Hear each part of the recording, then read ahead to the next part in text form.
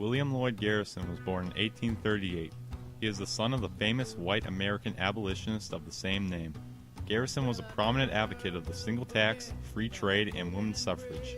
He was also a supporter of the repeal of the Chinese Exclusion Act. In 1864, he married Ellen Wright. Their daughter, Eleanor Garrison, was a worker for the National American Women's Suffrage Association. I find it interesting how politically involved this family is, considering none of them really ever held a government office. Boston, March 9th.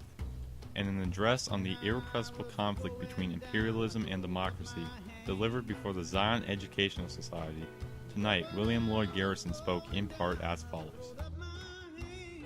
Today, in the minds of all thinking people in America and in Great Britain, there's a single absorbing question. It goes by the name of imperialism. President McKinley, in his speech at New York last week, assured his hearers that imperialism is impossible in this country.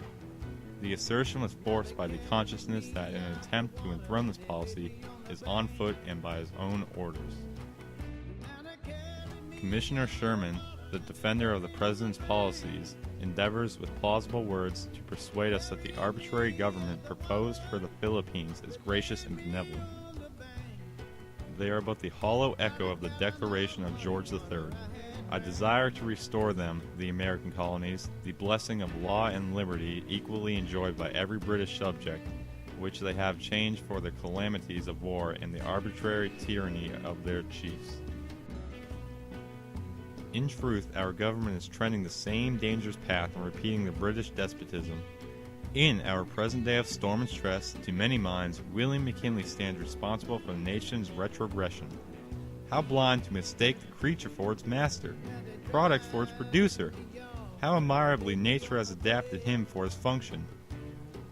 Amiable in disposition, tactful in manner, reverential of party, plausible and platitudinous of speech, what instrument could be better adapted than he to the ends his messengers are seeking?